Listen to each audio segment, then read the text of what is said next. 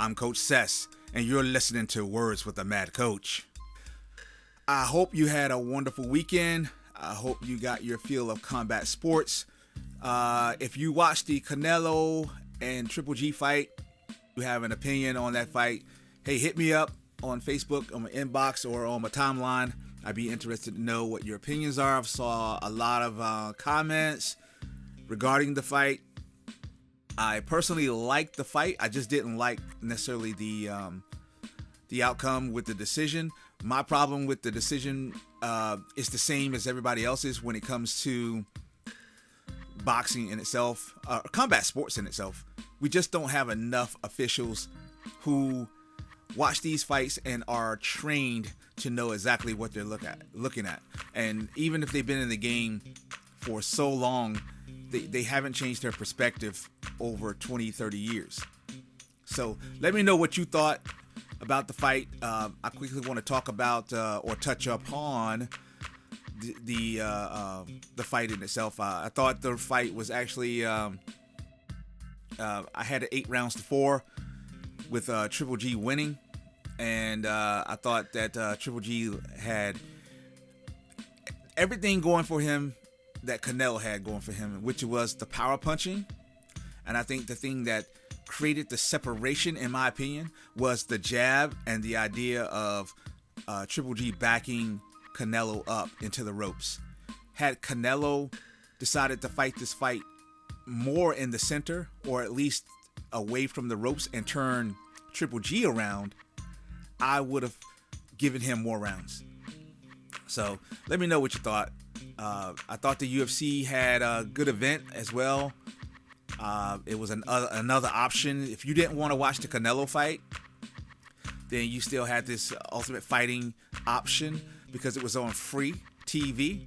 It was on Fox. And the main event was Luke Rockhold taking on David Branch. Very good fight for what it was. It only went 2 rounds, but I thought it was a very good fight. I thought it was an overall very good event. Now, I tell you why. Because since the Floyd fight with Conor McGregor, Floyd Mayweather-Conor McGregor fight, you kind of had a feeling like, okay, so what do you do next? And so the UFC tried to come back with Demetrius Johnson, Ray Borg, Valentina Shevchenko against Amanda Nunes, and that was their first offering since the mega fight. Well, you lost the main event with Borg and Johnson, and then you had a very controversial decision in terms of Nunes and Shevchenko. However, I didn't think that was a bad fight, a bad event. I didn't think it was on the level of the mega fight itself, but it wasn't a bad event. And then you have this free TV show with Rockhold Branch as a next offering, and I thought it lived up to expectations in terms of just getting better. And I think it's smart. I think if the UFC keeps doing this, they put themselves back into that limelight. They say, okay, we can never really, you're not going to have a mega event like Mayweather McGregor every day. And it's hard to come back from that type of a standard and have people believe that, you know, you're the best at what you do unless you do what they're doing. And that's give you a consistent product that slowly gets better with each outing.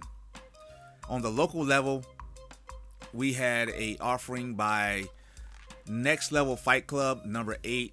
I thought this thing was fantastic. And I tell you why, because it's not always the things that happen in the cage. It's the things that they did social media wise that I really, really, really liked. It's the things the action itself took care of itself, and I thought the hospitality that Next Level always gives you, at least since going back to their last show, they did this. So their last event, Next Level Fight Club number 7, out of nowhere, the day of the event, they gave you a free offering. They said, hey, here you go. If you want to watch it, you can watch it for free. And no one knew. It was a shocker. I thought that was an excellent move. So with this event, there were some problems on the website. People were trying to log in And I think it was right at the point where the third or fourth fight, people still weren't able to get in. I tried to log in. It just wasn't working. And they went to their Facebook page and they said, hey, check out the remainder of this event for free. I thought that was a very classy move. I thought that was excellent. I thought it showed a lot of interaction with fans on their social media. There were people who were logging in on the timeline, asking questions, and you could see where some representative behind the Next Level Fight Club name was responding. They were very interactive with comments. They had a fight companion with MMA 24/7.